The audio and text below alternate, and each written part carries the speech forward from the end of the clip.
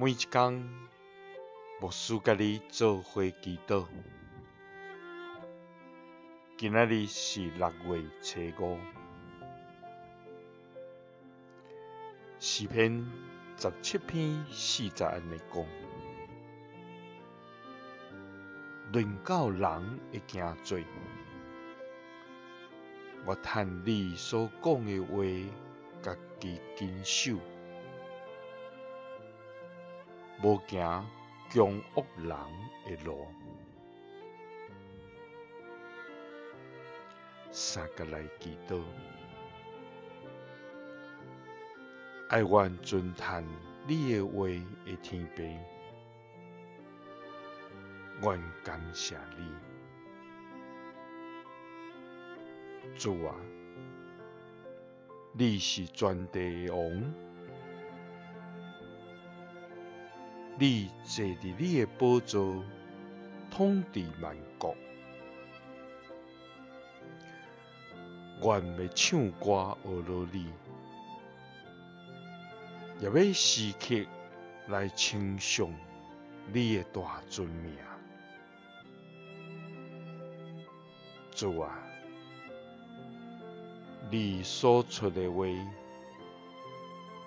是阮脚前的灯，路上的光，要引带阮行伫正路，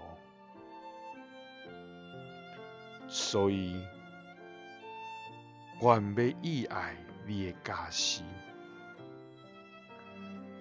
愿要渴慕你的真理，因为你的话是珍宝，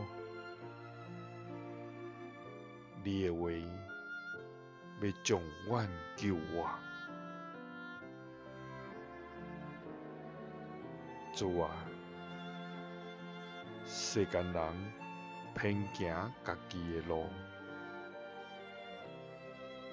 因选择的，互因惊白无。主啊，总是阮要尊叹你所讲的话，家己坚守。愿要照你的教示来谨慎行，因为愿无要行强恶人的路。祈祷是奉主耶稣基督的圣名，阿们。耶稣听你，赐你平